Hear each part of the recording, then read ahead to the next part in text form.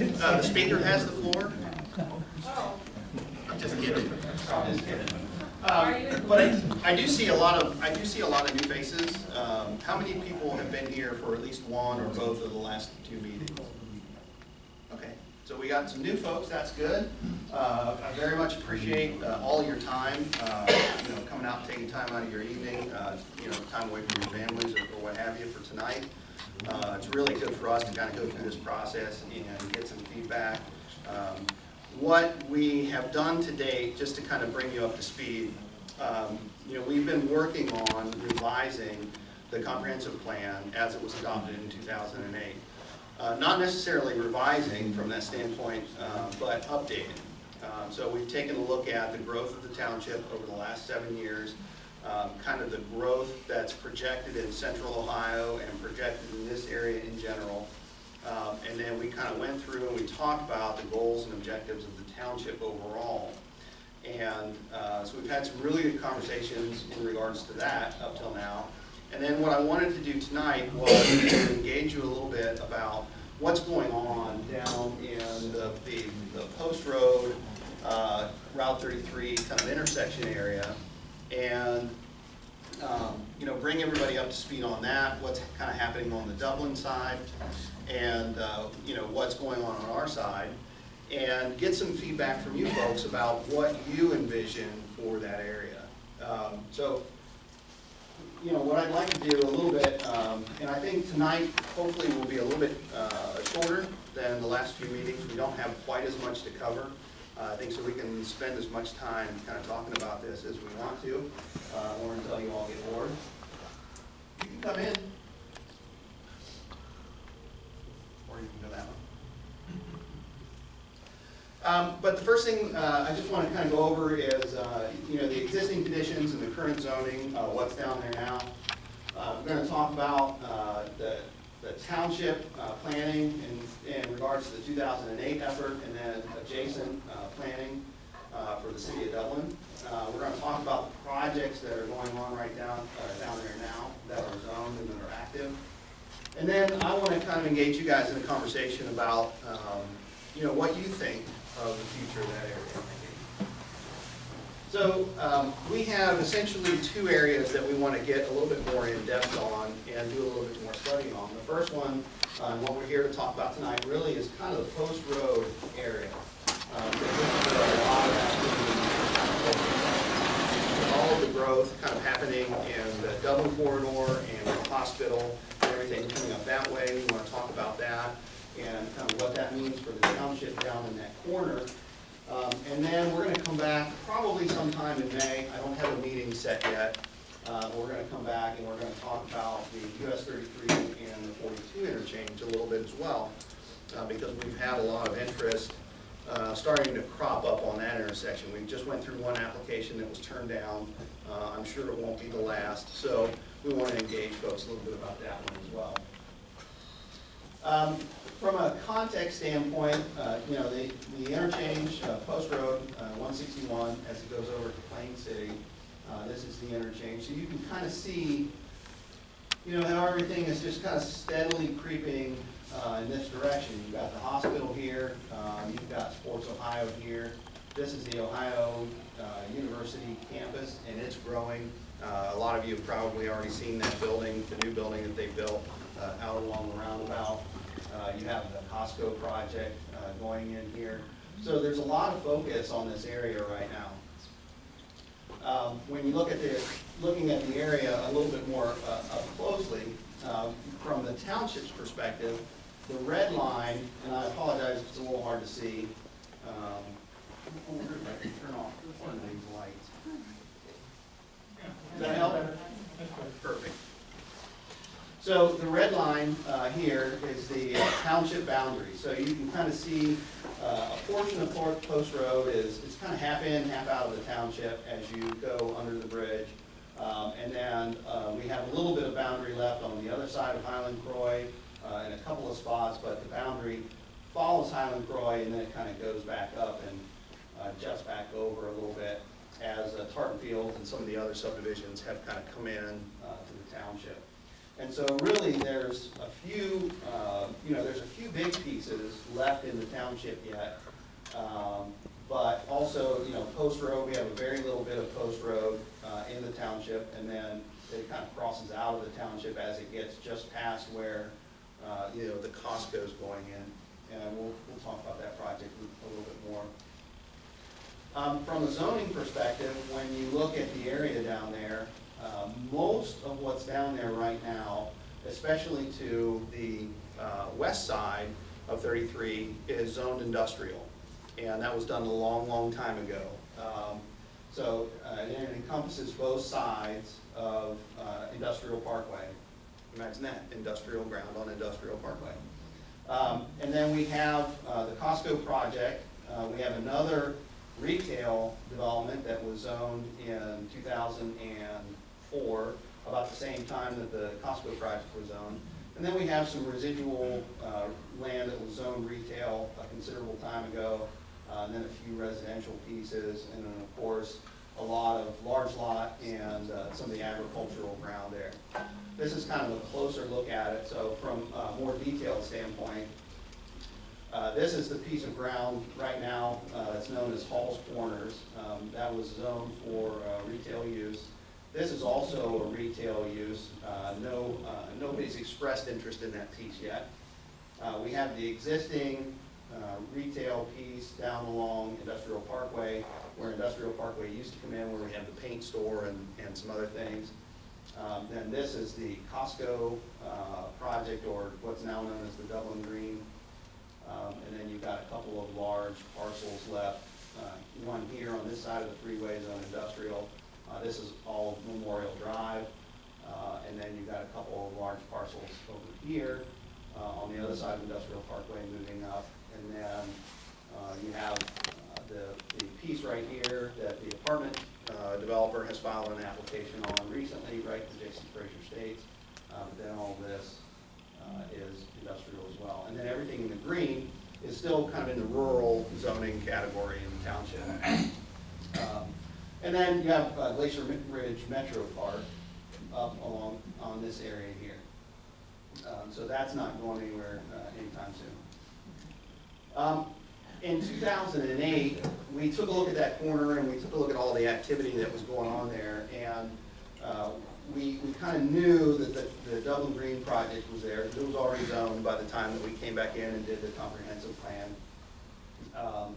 And we kind of knew that these things were going on here. So what we did was we essentially took these land uses and kind of complemented them in terms of trying to transition out from those uses kind of into the surrounding areas and kind of gradually decreasing the density.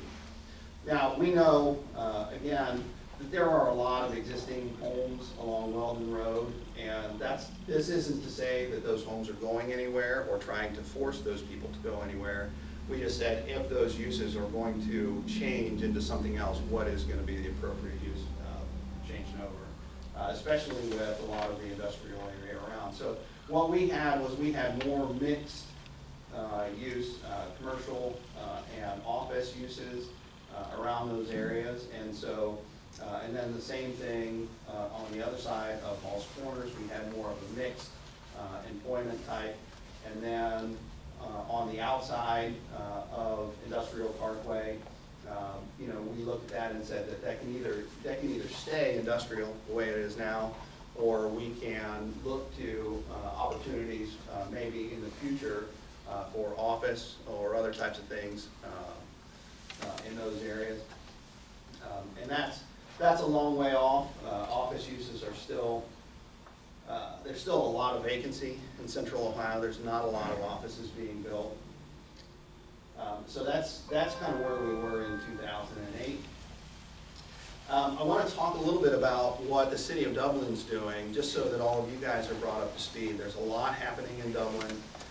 One of the things that we talked about in 2008, and one of the things that the community expressed was that the township needed to work better with adjacent communities to try and at least understand each other and coordinate some of these efforts. Now, we're not always going to be on the same page, But one of the things the township has been doing is kind of making a concerted effort to meet regularly with Dublin and at least understand what is happening. And so Dublin has been, for the most part, very forthcoming with information, kind of sharing everything that they, have had come in front of them and what their plans are. So I want to go through that a little bit tonight so you guys can see some of the things that they're talking about. This is a presentation actually they made to us in one of our regular meetings, and they graciously allowed me to kind of copy this information. They have a couple of major things right now happening along Post Road and potentially along Highland Croy as well that they brought up. Number one is they have a very large new data center going in off of 161, and that's going to be further to the east, or I'm sorry, further to the west of the Costco there. So the Costco is essentially going to be about right here. This is Cosbury Road. And that data center, as part of their innovation corridor, which I'll show you here in a minute, is going to go right on this site here. And in addition, they're continuing to do a lot of expansion work around the Ohio University. They're really focused on kind of building that corner out. And so right now they're paying a lot of attention to that, as well as their downtown Dublin. If a lot of you have kind of paid attention to what they're doing there. Those are kind of their two big projects now that they're looking at. They've also had a proposal potentially for the piece up along adjacent to Highland Croy, and then there's been some interest for kind of completing some of this residential development on this parcel here. This is the West Innovation District Thoroughfare Plan. This is what the City of Dublin has planned. So all of this area up here essentially is the township. And then this is the kind of the thoroughfare pattern and how they're trying to establish that area as kind of an industrial employment innovation area. So when you look at the interchange here, this is 33 and 161. And you can kind of start to see how the road network is going to lay out to the south of the township. So they're actually bringing Industrial Parkway and they're extending it down. And they're going to turn it over, and then they're going to bring the connection in off of the freeway. This is all of the Ohio University campus. A lot of you have wondered, as you go around that roundabout, where that road's going to go, because they put a stub in now and they're starting to build that road. That's exactly what's going to happen to it. It's going to extend on around. They're going to bring this road down in and cross it into the property. And so what they're really focused on doing is setting up a lot of road connections in this area to make those sites more attractive for development. They're trying to get the infrastructure in place so that they can build out some employment areas. Oh yeah, sure. Could you explain that orange road that they're extending out right in the middle there? Where is that? This one here? The one with the dots. See there, the arrow? Is that going through Weldon Road? Is that cutting through Weldon Road? This one here? Yes. That is south of actually, that's south of Weldon. So Weldon, okay. Yeah, Weldon comes in over here. This is 161. I gotcha. So everything here is south of 161. Okay. Yeah, it's all in Dublin. Okay. So everything in here is in Dublin that you're looking at. Dublin isn't necessarily landlocked, are they? No, they're not. Sprawl. They can continue to grow. They can continue to annex. Can they annex? Outside the service area. What's that? Outside the service area. No, not outside the service area. That's right. They can't come to Jerome Township right across there, right? Well, a lot of it depends on the sewer service boundary, and actually Jeff Stouch is here. He might know a little bit more about the sewer service boundary, but can you briefly? Yeah, just quickly, and Bill, you're right. Marysville has this is deemed by the county commissioners, has the service area rights for almost all the area Gary was talking about there. North of 161, correct. Okay. And that would take a change by the commissioners, to allow Dublin to further extend this way, and that's very unlikely to happen under the current situation. And does that also include eminent domain? I've heard people say Dublin can come over eminent domain take our property, people, I heard Rumors, I just want to ask you right now, I don't want to wait till 11 o'clock tonight. Sure. Well, you know, I don't know, and nobody knows what the future brings. I can tell you now, there is a lot of political pressure against the use of eminent domain. It has become a very negative thing, and so it's not used very much anymore. That's not to say that it isn't used at all, but they really, the state and you know, a lot of communities are really taking a really hard look at how they're using that, and you know, especially as it relates to just, you know, annexing or grabbing ground for retail development or residential development. They just really shy away from it. Now, if it's something that they need to get a highway through or something like that, where they can really show there's a greater good, it can still be done, but it's not really the first tool. More likely, what would happen in terms of losing ground would be annexation. And again, as Jeff mentioned, a lot of it depends on sewer service area, where they can provide sewer service. And also, it depends on the property owners. You know, property owners, in most cases, have to agree to annex. Now, they can, it's not entirely true. The property owners can be lumped together. If some agree and some don't, they can be wrapped together, but it's a lot harder. And there are different types of annexation. There's an expedited annexation, so if the property owners agree, that's the easiest type for the city.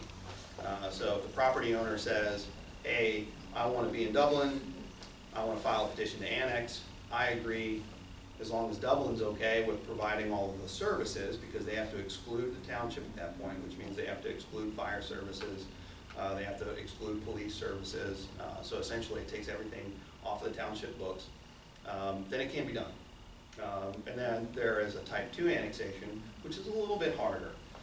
There's a lot more legal wrangling, and then the township has some redress in those types of situations. So I wouldn't say that Dublin's not going to encroach any further, but I won't say that they're going to take over the entire township. I don't think that that's realistic. I'm just concerned about that area right I mean, are you guys there to, are you here Well, to they help say protect us, or no, or? Well, the one thing you have to understand about townships is, you know, we can do everything we can, but at the end of the day, townships are the lowest form of government. They're the lowest on the totem pole, so there's not a lot that a township can do. The township have to have the backing of the county commissioners, so there's going to have to be a lot more people than just the township that go to bat in terms of, you know, stopping any further encroachment. The township can object all at once, but in a lot of cases, if we don't have the support of the county commissioners, or you know, if the landowner chooses to, there isn't any, the township's hands are tied. It isn't that the township wouldn't want to, but it's just there's nothing that they can do from a legal standpoint. That's the hard part that I think everybody looks to the township trustees for, you know, that kind of protection, and it's just something that the township trustees can't provide in a lot of instances. So I know I'm not telling you good news, but that's kind of the reality of it. So kind of moving on. So when I talk about that data center, essentially it's going to go right here. This is 161 Post Road, and that data center, the Costco project is going to be over here, and the data center is going to be on the opposite side of the street, right over here. And then they intend for additional kind of industrial office type development. That's what they call their innovation corridor, to put on the rest of that property. This is kind of a better plan of the Ohio University campus area and their kind of expansion in that area. When you look at and this is the Ohio University campus, so that's, I think everybody's kind of familiar with that. That new building essentially sits right here. And then this is planned expansion for that. They're also looking for the opportunity to have like a conference hotel out on that corner associated with the university as well. They have some ground here that the city doesn't own or control. It's owned by a private landowner. So there's no plans as to that yet. The private landowner is really gonna, I think, help drive what happens there. But the city has control over most of this ground, and so they're really looking at how can they position that ground to benefit the university and kind of benefit their growth. If you look at, and the other interesting thing about this is this kind of gives you an idea of what the plans are for the roadway network in terms of how the interchange.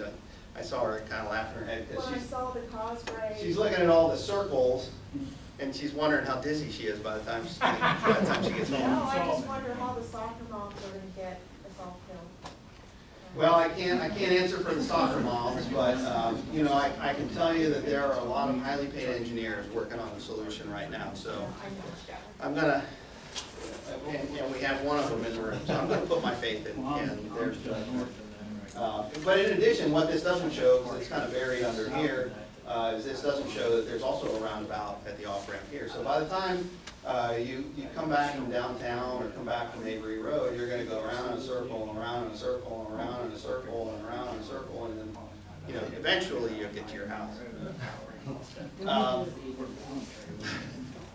So, and then this is kind of a diagram of what that, I'm going to go back here. So this is an enlargement of this. So this essentially the west hand side of that off ramp, what that's going to look like and how that's all connected. What's that? The old industrial parkway, where the Yeah, plant was. the Old Industrial Parkway is right here. That's the right of way for Old Industrial Parkway. And essentially they're going to bring this off ramp out. They're going to swing it out there. That's their plan into the roundabout, and then they're going to create a roundabout there for the off ramp. And they're going to do the same thing here at Highland Croy. At least that's the intent. Okay, so the old light is gonna turn into a roundabout with an off-ramp from there. That's correct. And that's going to look like this. And I'm assuming it's going to be something very similar on the other side, on the east side, to connect Highland Croy and Post Road and all those other things. That's their intention. So that's essentially what that's going to look like. That's how they're going to get people on and off the freeway. Eventually, what they're planning, I think a temporary connection, but I think the plan is to pull this out and hopefully one day connect it to the right of way or connect it to the roundabout. What kind of time frame is that? I don't know exactly. I think, and Jeff, I don't know if you know, but Well, the roundabout that Gary's showing there, the Iderman, they just opened that bid, and that will be built this summer. And that's a Dublin project. I think it's about a $2.2 million project, and I don't know exactly when they're going to start, but it should be complete by fall. The interchange improvement, which would be the ramp that Gary talked about, that's all years out, likely until somebody finds the $40 million or so to make that improvement. That's why you don't want to be in Dublin for tax week. How about the one at Highland Croy? a lot of that depends on, I don't think they've designed that completely or put it out to bid. I think a lot of it depends on what happens around the Highland Croy and how, and the one thing that's driving this is the expansion of Ohio University. So depending on if some of those other things start to crop up, you know, would trigger those improvements, I think. Am I seeing 2 lanes on each side there? Are they gonna make that 4 lanes? Well, the way that a lot of these work, and Jeff, you can tell me if I'm wrong, but this roundabout looks to be pretty large, so it will essentially have 2 lanes going through and continuing through and around, and then it will have 1 inside lane essentially that will get people around the inside. So if you're trying to go right, essentially you'll stay on the left-hand lane, or I'm sorry, if you're trying to go left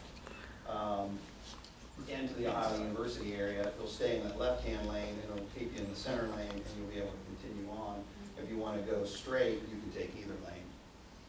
So this should, the way that it's designed, theoretically move an awful lot of traffic. And it gives you some options too coming the other way, so if you want to go right, you can stay in the farthest right lane and just go straight and not have to get into the roundabout or expose yourself into any traffic coming around. 3 lanes there. Yeah, but then it's just 2 lanes again, straight going through the roundabout. And we don't know what's at Cosgrave? that one, we don't know what's designed down there. Nope. I saw a roundabout. They I know do, it's okay. I know. they've been talking about a roundabout as a solution there for years. I think that there's a lot of discussion still going on between the developer, the city of Dublin, the state of Ohio. I think they're trying to figure that out right now, very aggressively. So this is a better look for the Ohio University campus and kind of the planned expansion. So this is the new building that they just built. In addition, they're talking about building a second wing of this up on that corner, and then some additional parking. And then on the other side of that is where they're talking potentially about a hotel conference center. Excuse me. Is that gonna be in Dublin? That's all in Dublin. Yep. So if anything spills out, like money or whatever, Dublin's gonna just eat that up probably, because they won't want the money to get out to the township. I'm not sure exactly what you're asking. Like, say a bunch of buildings going in Jerome Township that make a lot of money or something like that. Dublin placed the Ohio University building right on like the edge of whatever. It's like a power move, right? So they can spill on over. I'm not sure if That's that's, what I would do. I'm not sure if it was really a power move. I'm not saying that they wouldn't. They cut down that water tower. They wouldn't absorb the other side of the road if they could, but I think the placement of that was more of, I think, just somebody's dream of what would be a good idea. I don't think, because a lot of this revolves around, again, remember, it revolves around OU and their needs. So I don't know that Dublin really could say to OU, you need to put your building on the corner. I think that's something OU Or wanted they to would do be for like, this we have building. this perfect spot for it. I mean, it's all about how you want to define it with rhetoric. Well, and keep in mind that OU was already there and have been for quite some time. So this facility is all existing.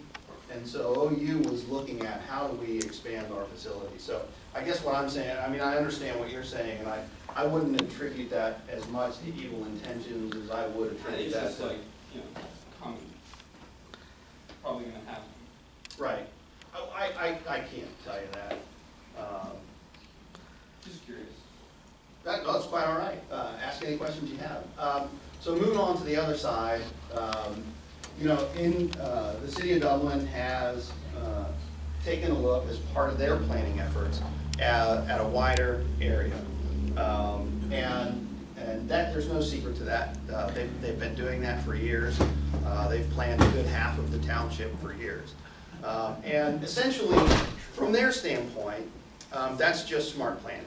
I know nobody likes it, but the reality is if somebody does come to them and request annexation, they've got to have an answer. They've got to be able to say, if we're going to annex it, this is what we expect to have developed in the area. So, and that's not unusual for cities. I will say a lot of cities plan outside their municipal boundaries in the event that, you know, they do have the opportunity to grow. So, but this is essentially the Highland-Croy road corridor. This is something that they updated not too long ago in their comprehensive plan. They've always had kind of an idea of what they wanted to see along Highland-Croy and what they wanted to see along Industrial Parkway. But this is the Highland-Croy side. So in their document, you know, they have taken a look essentially at, you know, this whole area. So this is Highland-Croy. As it kind of comes up right in here. It's very hard to see, but this is Highland-Croy. And so they've kind of taken a look at the broader area and did a what-if scenario. This is actually the corner. So if you look at the corner of Post Road and 33, on this side, this is where the Costco is going over here. This is that larger piece that we talked about. On this side, so this is all existing City of Dublin residential. And so what they looked at was, how do we deal with the 33 corridor, and what do we want to do with the residential on the other side? So you can kind of see what their thoughts were in terms of the potential growth of that area if it were to happen in Dublin. They have, on this side, they have essentially office and low-density employment is what they call it. And this is the site right now that the retail center is currently zoned on, and that's zoned in the township. And then you have the property above it included in that as well. Then on the other side, what they've done is they've kind of slowly transitioned density from single-family residential over to more of the employment uses, and then filled in some of those pieces. That's a question. Sure. On your other map, that city strip, so it'd be the east, no, way back, don't bother going back. I know exactly what you're talking about. It says multiple family, This one, no, right? the other one. I know all that land's ours, but go back to the other, go to Dublin. Go to that one. Yeah, right there, C. C. See? Multiple family residential senior care. Where is that? That On what you just is showed on us. that strip that I just showed you. That is on, Said in there with the residential, with the retail side. Yeah, I'm not seeing that. That Where is- is that? well, the property line isn't really shown in there, but that's I know. essentially right there. But isn't that There's buildings in there? No, not now. But I mean, on that draw, right? Oh, on this drawing, yes. They're, these are, I mean, this is just, again, their vision. Yeah.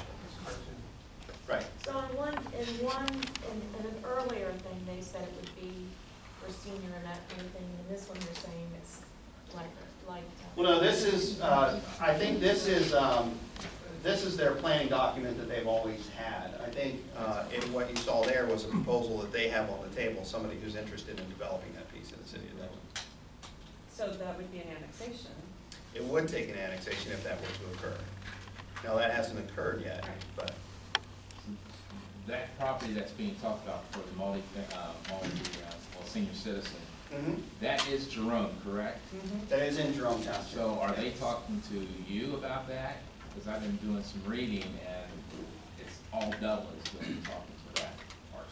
Well, the only thing that they've done is they've told us that somebody has an interest in developing it. I don't know that an annexation's been filed yet or that an annexation's been agreed to, but somebody is interested in developing it. That much they've shared with us.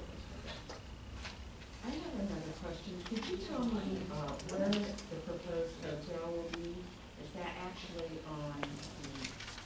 It's on the city of Dublin side. Yeah, it's adjacent to OU. Yeah, so if you look at, I guess we'll go back to this. So, yeah, so this is that roundabout, this is 161, everything up here is township. Right. And then the hotel, they're talking about potentially down on this piece There of at property. Ironman Road. Yeah. That strip right there, okay? Right. But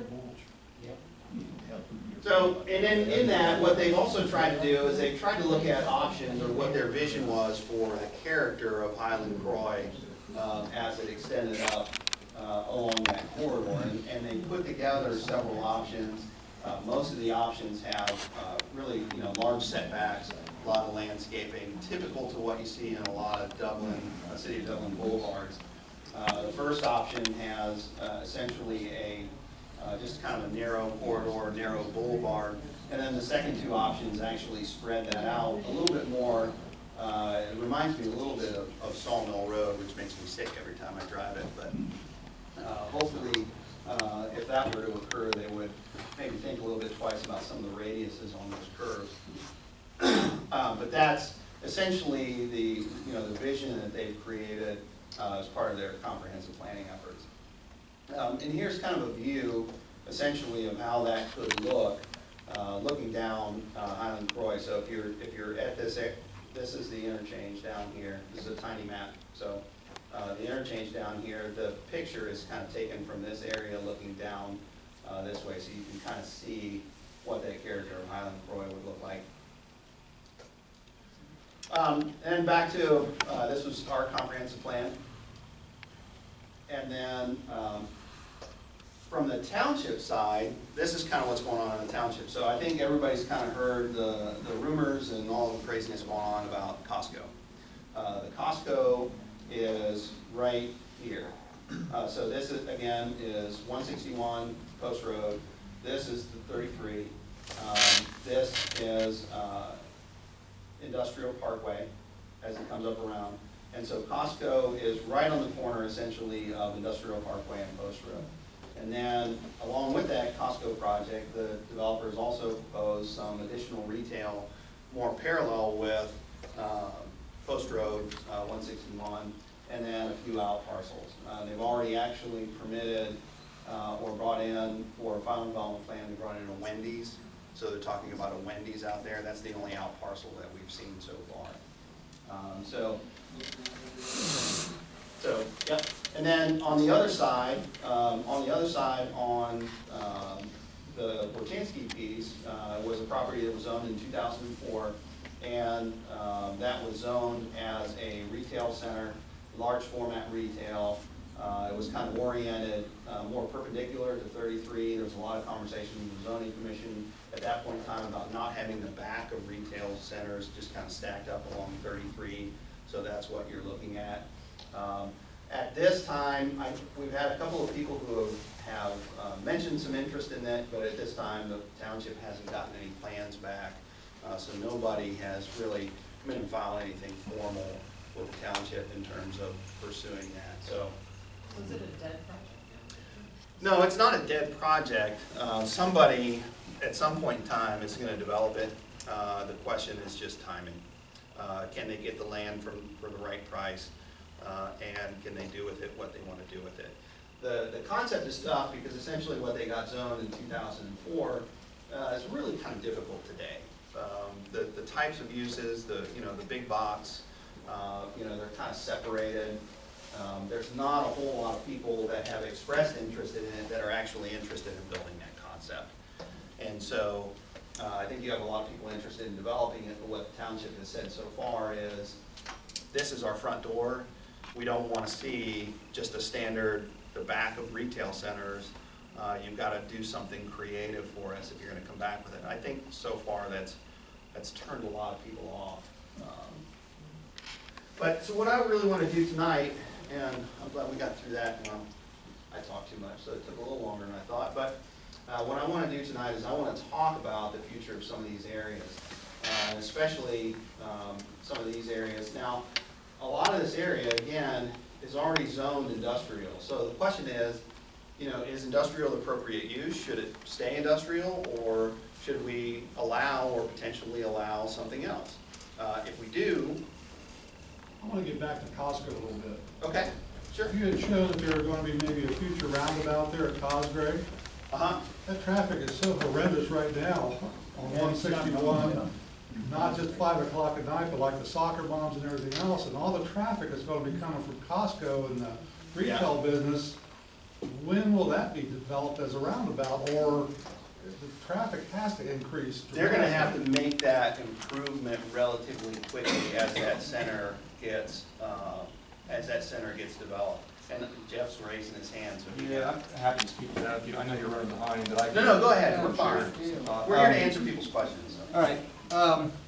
We've been working with, Skilkin is the Dublin Green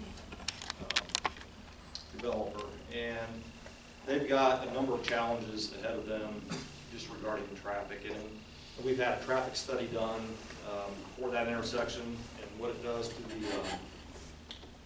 the intersections upstream and downstream. And we've also done traffic studies that we're still kind of working our way through for the Halls Corner area, the Highland Croy. So we're trying to capture just what we think, we take our best guess at what these developments might be, what their impacts might be. And right there in the study, it'll say, this intersection, this developer's going to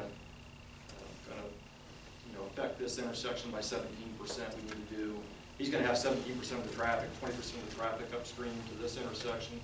So we're trying to fit all these pieces together, and the Costco is the one that's the most pressing as far as the closest to getting something done.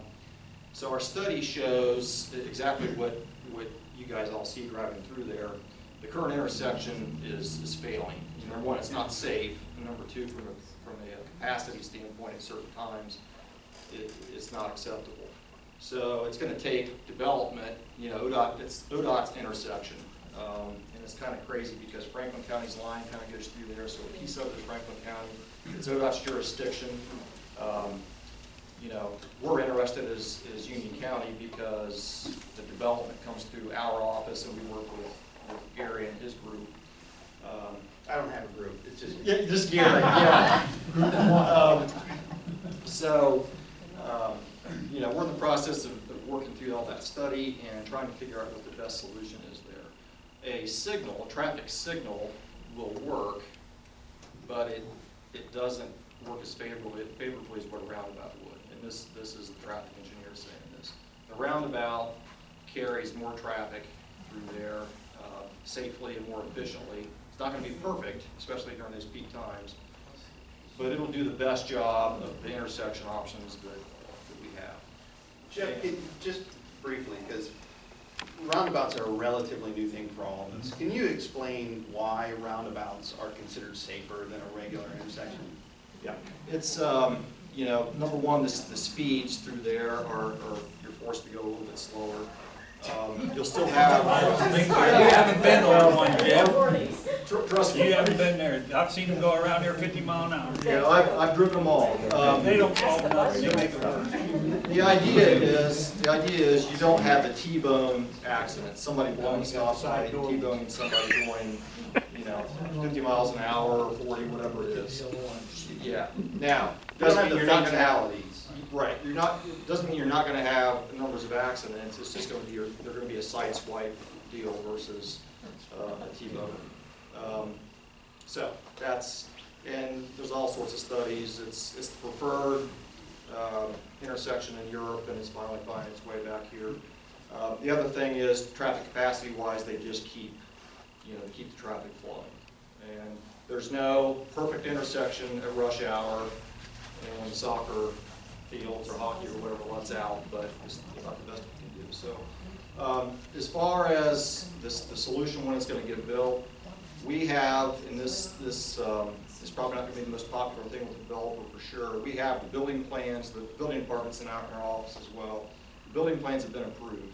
We stuck right in there on the certificate of building approval that they're not going to get their permanent access until this intersection is dealt with. And that's pretty strong, but we have no choice because the last thing I want to see is a brand new shiny building sitting there and you guys all call my office wondering why you can't shop there.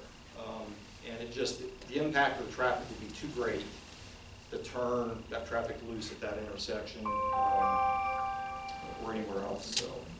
So you're saying that that road has to be completed before they can occupy? Correct. And when do they expect to have that done? Is that?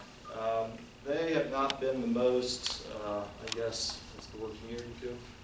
Yeah, forthcoming, whatever. Yeah. Now, they want to see it built just as quickly as they can, but there needs to be something put together to figure out how to make that intersection improvement happen. There are other entrances going to be, which is our jurisdiction, a small roundabout along their east property line. That does not need any improvement. They also have a right in, right out off of 161. But the real key intersection obviously is the causeway there. Will they be able to get out on Industrial Parkway too? Yes, yes. That's where they're at right now. Right, that's, and what we've done, we've given them a temporary access for construction, but that temporary access can't turn into permanent until we're happy. So hopefully that helps a little bit. It's not, the timing is not how us engineers would like to see it go down, but sometimes developers just have their set way of doing There's it. just not a firm plan in place. Yeah, well, I mean, we're getting there, but they need to hire their consultant to design the roundabout and or signal. They may come back and want to do the signal, but the funny thing is, the roundabout takes up less of a footprint in the end than a signal, because the signal you have to build turn lanes back each way, and it'd be more of a challenge for them. So. So kind of back to what I want to get to tonight in terms of the discussion is trying to get some idea from you guys in terms of what we want this, this intersection area and this corridor to look like, as we grow in the future. And there's a couple of things that I think you always have to keep in mind when you're dealing with, especially something like this, is given the intensity of use going on in the area, especially with the Costco potential retail over here, what is the right thing to do in terms of how do we transition away from that? What do we put next to it? And also there's the question of value in dealing with that, because especially as it relates to pieces, when you have larger pieces that are already zoned industrial, that industrial ground carries a pretty high value, right?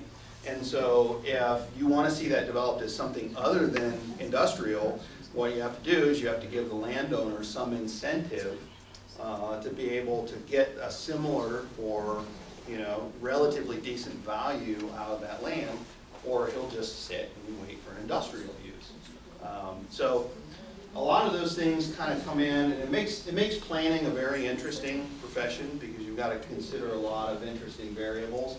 But then the other thing I want to talk about too a little bit is character. So I do want to talk a little bit, and I've already heard some of the concerns. I want to get more in depth on this area from your guys' perspective. The first thing I want to talk about is what are your concerns for that area? And I'm just going to take notes. Property value, number one. Property value. The value of those properties, or are you worried about value somewhere else? Residential.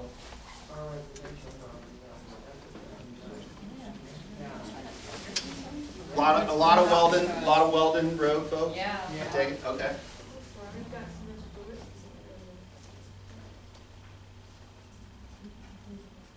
I didn't mean to ignore any other folks, I'm sorry. Hey Gary, on that map you have there, Uh-huh. it says zoned in current project. I didn't know I was zoned in commercial. Where are you? It's purple.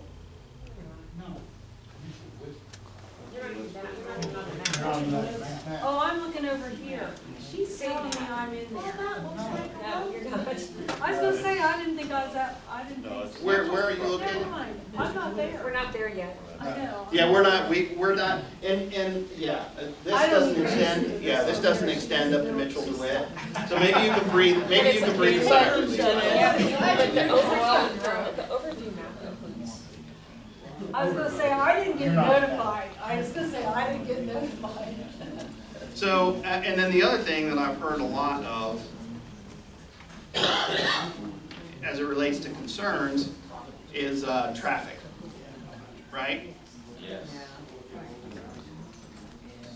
Okay, so, What about crime, increased crime? Mitchell, DeWitt, Warner Road, all three of those. It's that whole part, it's not what right. Yeah. How about if we just say existing all that area. existing residences?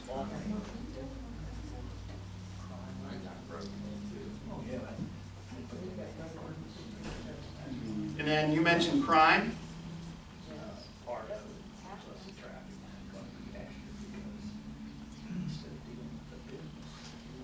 Where do you see most of the crime coming from? Just curious. Or do you? We have some on Mitchell DeWitt Road. This is right there. It's everywhere. Services are what we do that, police, fire, all that. Well, that's a good question. I mean, as the township grows, the township's got to make sure that it can provide those services. So, yeah. Taxes. Just like that environment the other night. Yep. Definitely voices.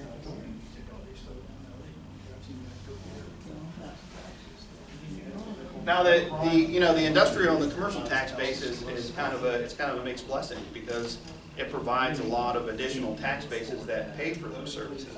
And in fact, most of the if you look at the township's budget, one of the things we've heard a lot in earlier meetings was we appreciate the low taxes.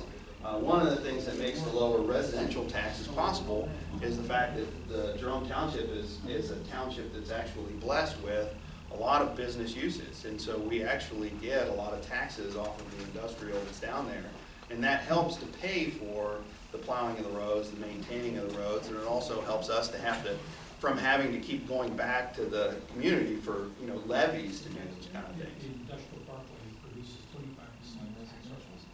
Yeah.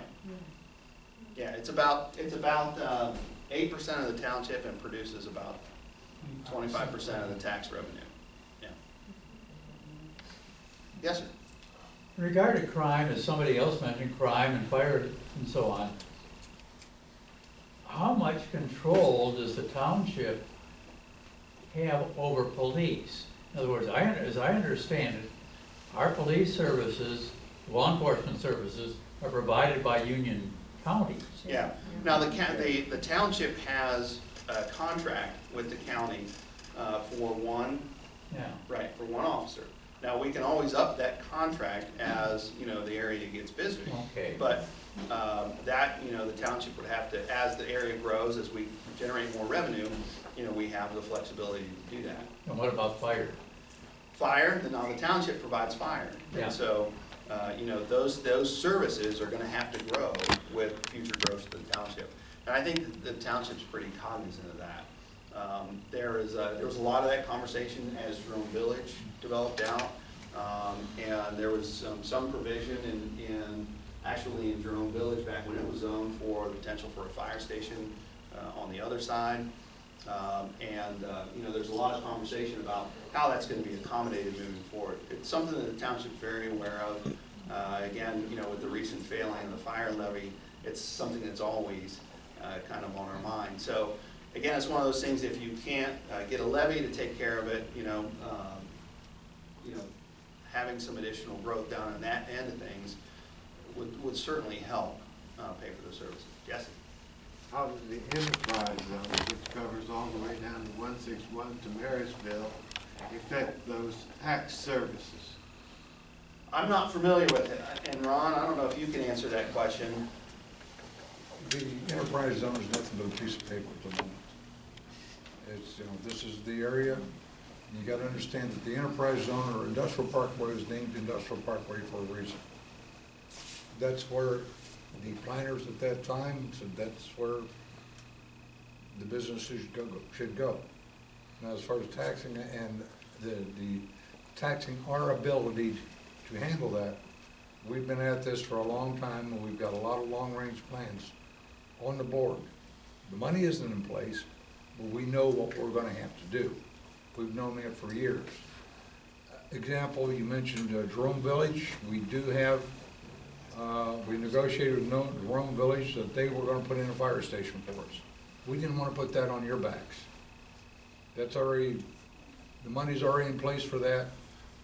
When that time comes, at a certain point of their build out, they've given us the ground, the whole works.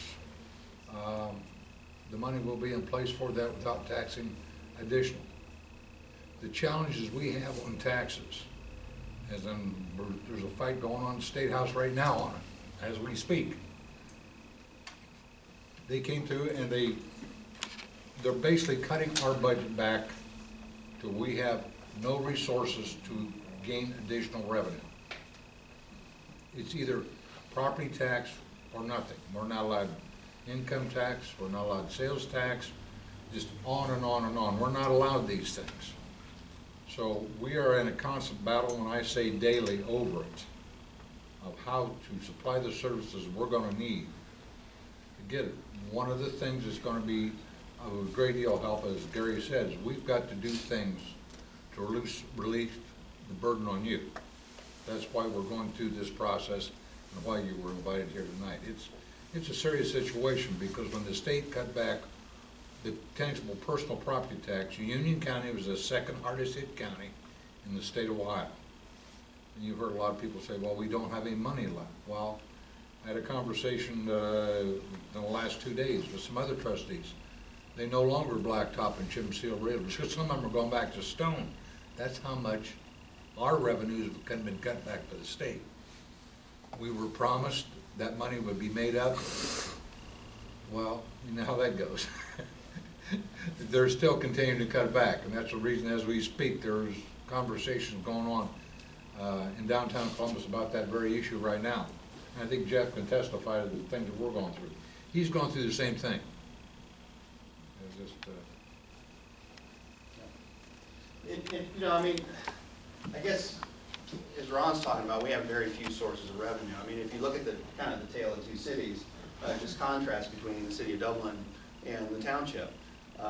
You know, the city of Dublin can afford to hire 40 planners because they have all of that income tax that they can generate from all of the offices and everything that they've built along 270 and a lot of the commercial areas.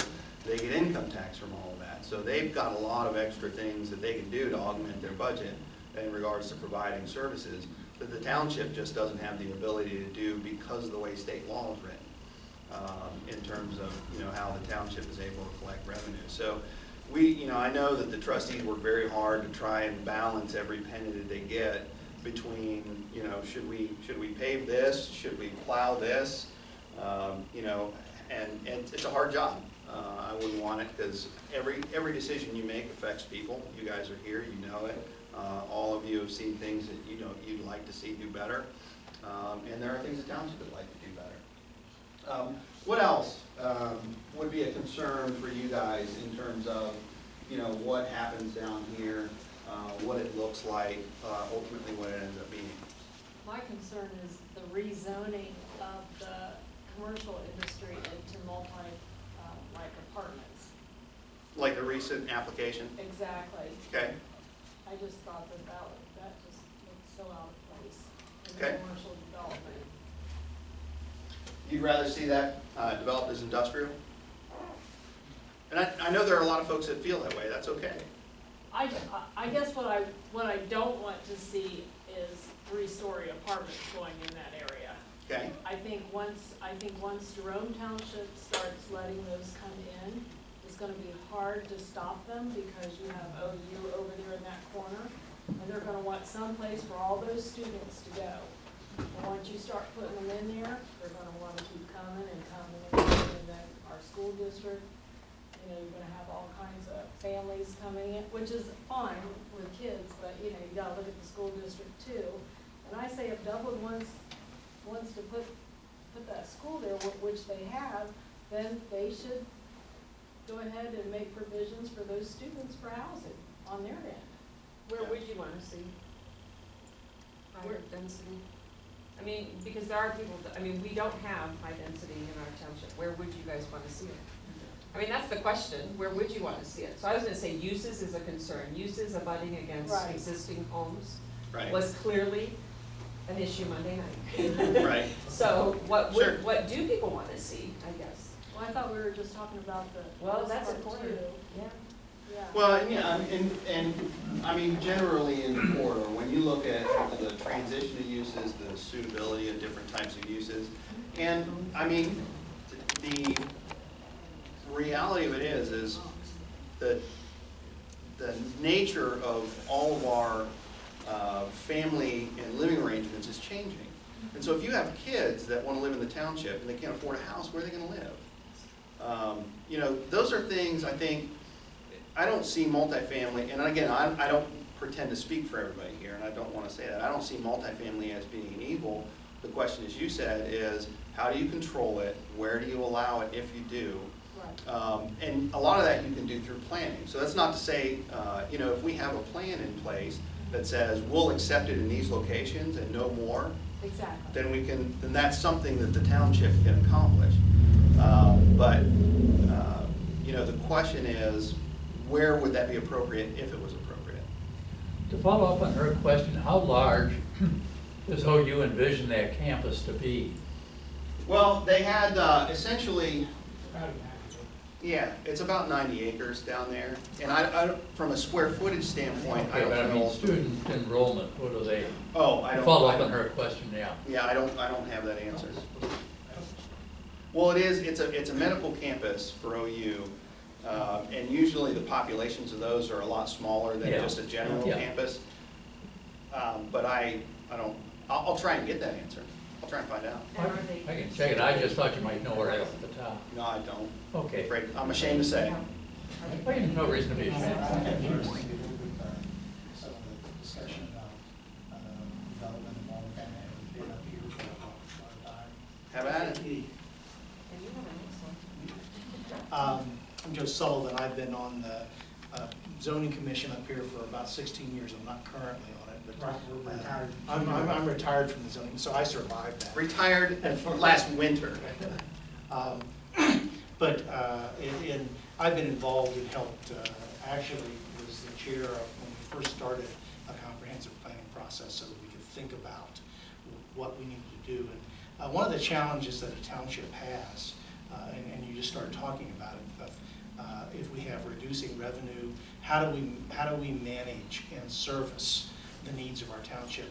which historically were extremely low density and spread out. And that's the hardest thing for a township to do, because to just pave the roads and plow the snow when you have very little income because there's very low density, and if it was just residential, there's no way that the township could support that. So we've been fortunate enough to have some commercial uses so that it balances and it actually subsidizes those other uses. My opinion of where development occurs, it needs to occur where infrastructure can be provided and appropriately service that development. That includes certain utilities and roads. And we should develop at higher intensities where that can occur, because that becomes more efficient, and then we're not stressing the resources of the township to try to service elements that are kind of spread out and far from the core of where those services can be supported. So the challenge that obviously occurs in these cases when you have existing conditions, you have housing developments that are adjacent to other uses. And so it was very important when we went through the planning process of coming up with solutions that were sensitive to the existing context. Homes that were there, the whole reason for zoning is that so you don't have incompatible uses next to each other, and you're trying to protect property values and plan in an effective way. Our multifamily, I'm an architect. I've done a lot of residential work. It includes single family and multifamily and a lot of different things. And we are going to be involved in work in our township. I've not done any work in the township, and I've turned down work as long as I was part of being on the board.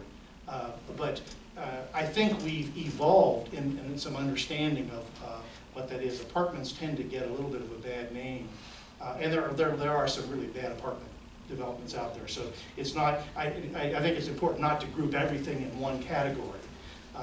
What my concern when I was on the board, that if and when we start to get apartments, we need to get really good ones and get apartments in the right location where there's an infrastructure to service those, where there's a road system that supports it, and where we can develop with some, and because actually a higher density apartment development creates revenue for the township, as long as it doesn't have a negative impact on other things, or if it's in a location that it's close to other commercial or the road system so that it works. There's been a big change in, particularly going through this last recession, that I think in the past we've had kind of an opinion that everybody wants to own, and that if you, the only reason to ever rent is that you were not in an economic position to own. That's really changed. And there are lots of people that rent by choice, partly because we're a more mobile society. And in a lot of cases, there weren't really, ownership is just a mechanism of what it really becomes a function of what is that product. What if you're renting? Well, what are you renting? If you're a senior citizen and you want to downsize from your home because you don't want to take care of it, and you're not sure you want to buy a condominium because you don't know what your status is going to be down the road, it might make sense to rent if you had that product that was exactly what you wanted it to be. And up to this point, that doesn't exist in our township. And if, just as Gary mentioned, if our children want to stay and live in our township and there are no facilities that they're not in a position to own yet, they have enough income, they have a good job, they could rent someplace, but then they're forced to go elsewhere. And another factor that I think is really important is that if you don't provide some high quality rental housing, then it still occurs. It occurs with homes that are rented, and then they're rented by landlords that don't live there. The people that are not in the business of managing their property, and that can be a negative aspect in the long term on property values. So I think we want a balance of uses in our township. We want, obviously, homeowners. We want businesses. We want higher density housing, but we want it in the right places. And so I think it's important to be open-minded about that. And I think what we had defined in the past, our density that defined, it was like 5 units to the acre or 5 or 6 was high density. That's really not high density. You can develop single family at those numbers with a creative plan. I know part of, and I'm not really advocating for any project. I know that there was a project that came in that may or may not be in the right location, or maybe not the right product. I'm not really making any comment about that. All I'm saying is it's important not to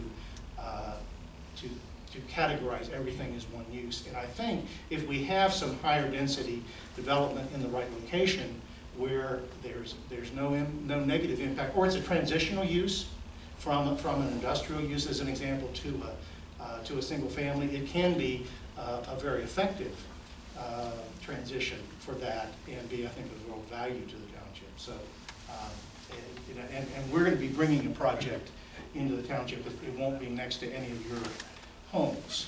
Because I have opinions about where I think there are appropriate locations for that kind of product. I for one, don't want to see it out in the Netherlands where we have, I want to see it where there's a road system to support it. So. Where do you think that is? Well, I can show you. I mean, I'd like to know. Before I let Joe continue on and take over the meeting, I want to piggyback on what he said a little bit, because there is some importance to that, and a lot of this comes back to unintended consequences. How many people attended the last meeting when Rick Stein was here? So you probably heard me say this, but the others haven't. Rick and I, before I started with the township, we finished up a comprehensive plan for another community. Are you guys familiar with Asheville, South Bloomfield, that area? We did a project for Harrison Township, and it included, they were partnered with Asheville to study the whole township, including Asheville. One of the things that we found out was that Asheville forever had a policy of no multifamily, period.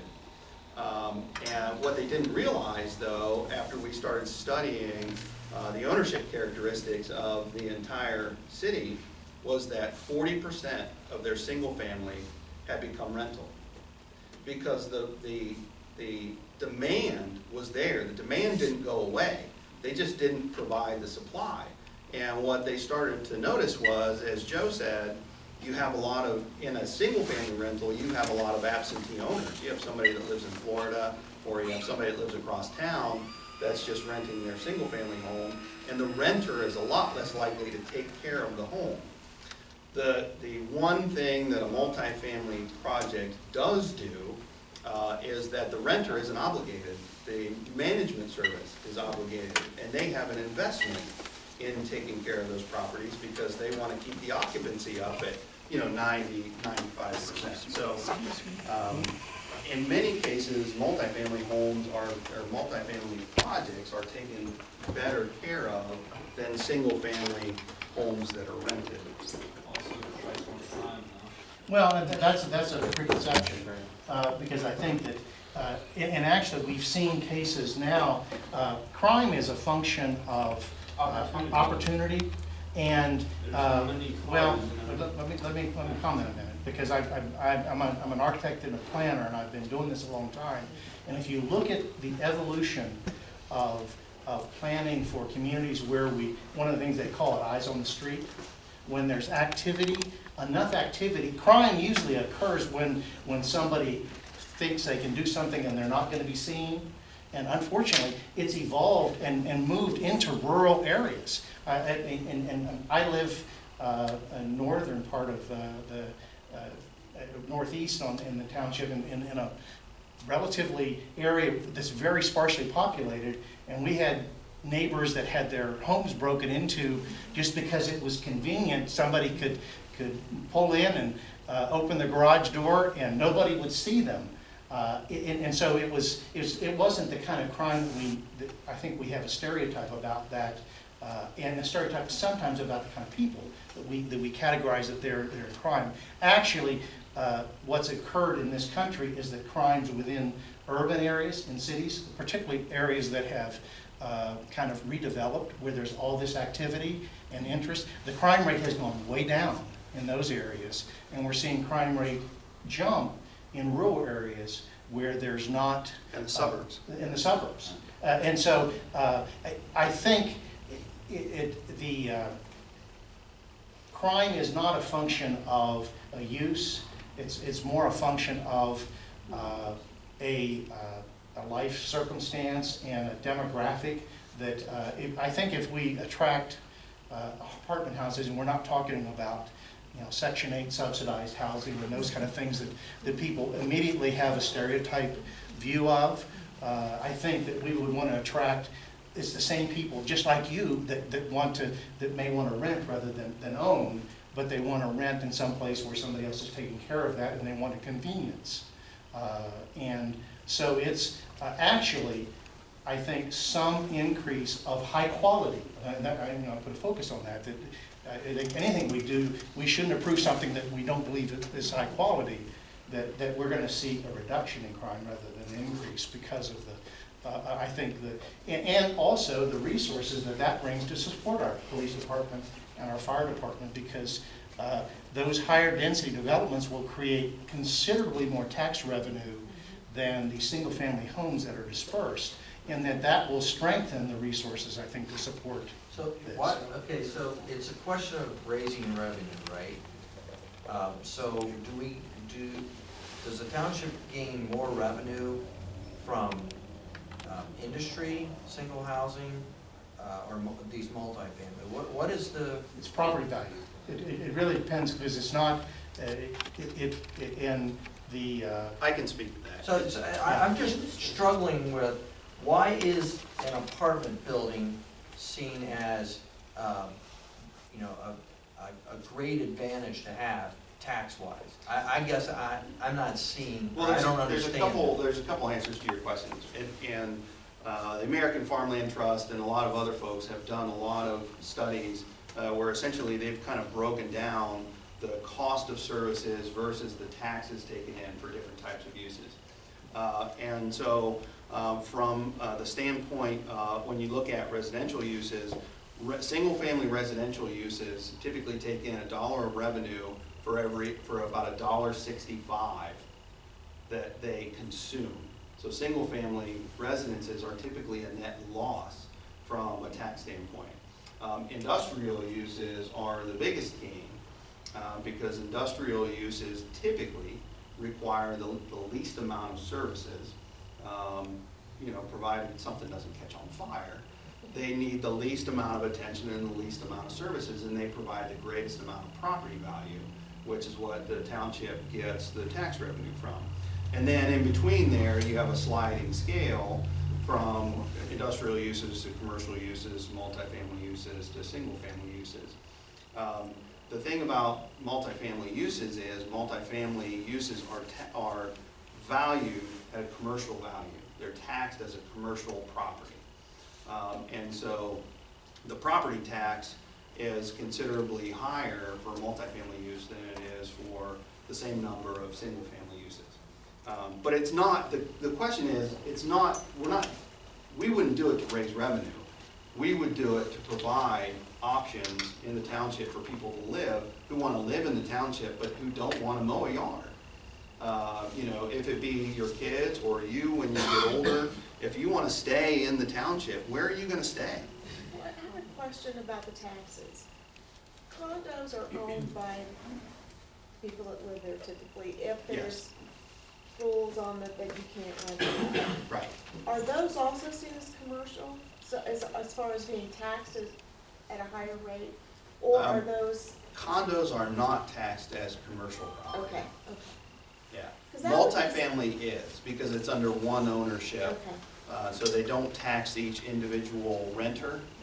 But condominiums, there's single ownership, and so they have different entities that they can tax. For me personally, I think condo community would be more palatable than a 3-story apartment complex. Now, I know that may not be tax-wise the best thing to do, but that feels like somebody's home to me, and I don't know why apartments just don't. That's a feel thing for me. Sure. But I have not heard anything about condos being a possibility. Well, and I think part of that's what I was saying, there are different kinds of apartments. Because, you know, yes, you have a 3-story apartment that is, and obviously we can see them from here to here in the sense of quality of what they are. And that may or may not be appropriate. But there also could be senior apartments that are, in every respect, the exact same thing as a condo, they're just rented. Yeah. And then I think then you could kind of have everything in between.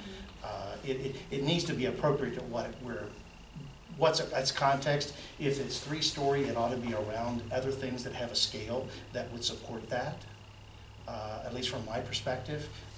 And so I would usually, if I saw a 3-story building, I would see that in a more dense area and a little more urban kind of a feel.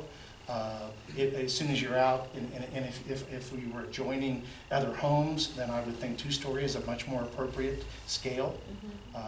But it's, in a lot of cases, it's not the exact use, what it is, it's how you do that. And one of the unfortunate aspects of the township is that we don't have total control over all those things. So you have, but that is the benefit of a PUD that as a township we have the ability to have a voice and to say we like that or we don't, and to try to push the quality to a higher level. So. But they asked you a question. Yeah. Where? Oh, they asked me where. Well, I can tell you that I'm representing a client that has this parcel under contract. Right now it was defined as in our code as a mixed use, and that mixture was. That's Highland Croy, right? This is on Highland Croy. This is Highland Croy. This is the Hall's Corner parcel. Okay. And that this is not zoned right now. It's in the master. It's in our comprehensive plan. Yeah, where the Lowe's and Target are supposed to go. Well, that's what was part of this plan. That's what they initially. That's what they had anticipated, this being a Lowe's, not a Target. And if that comes back through with a different plan, it'll have to get rezoned. They'll have that as a basis to compare it to. But it's my opinion that will stay in a commercial zoning. Even if it changes. Well, I'm fine with you building over there, I don't care. But I guess, you know, Does everybody feel that way? Yeah, we all feel that way, right? but that was part of, and having been on part of this process, because I sat on the board when I saw other multifamily developments that were not in what I would consider proximity to a good infrastructure or to other commercial. Well, first of all, if you're a senior, then you want to be in close proximity to services. Right, and that would be. And that was one of the reasons. I mean, actually, we're talking about a development that would have some commercial uses along the street, and we're actually, this is the Jackelman Farm, and the Jackelmans are going to be an active part in growing their business, to be part of this, to me, which is somebody that's lived here for 25 years and had a wonderful business, and to have that as part of the process. But then we have, I also feel it's really important what you see and look at on 33. So whatever gets designed has to be compatible with backing up to 33, but it shouldn't just be lined with buildings. And so how the plan occurs and how it integrates in that becomes a really important thing. And then I think that kind of, and then there's a discussion about a senior kind of living that would be independent living or some type of that assisted living that could occur adjacent to this so you'd have a mixture of uses, which unfortunately, and I'm in that category, we're all getting older, and so some of those services may be important to us down the road, and they ought to be, it'd be nice if they're within context of where we live now. So, and that's where I felt if there's any place in our township that kind of use was appropriate, to me it was here. Could you give me an example of an apartment area be comparable to what you're talking about?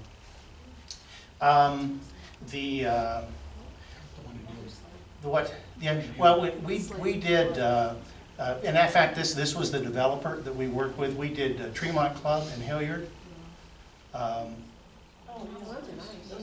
mean, we across the street from Yeah, those are condos, but it's the same developer, and actually we're doing some very similar unit concepts for that. And I think that the attention to design, if you were interested, at least that would be very reflective of what the kind of thing we're going to propose. Because and these would be, obviously I don't want to go into a presentation, but I think it's something that you would like. What's to keep a corporation from getting approval to build a multi-story apartment complex, and then ultimately to turn it into all Section 8? Well, and I don't think that makes economic sense. First of all, the economics to go in to do an apartment project, it's not going to get financing if it doesn't have rents that support and a demand that supports the rents that are defined. Rents have gone up considerably in Central Ohio and really across the country, kind of as an overflow from this last recession.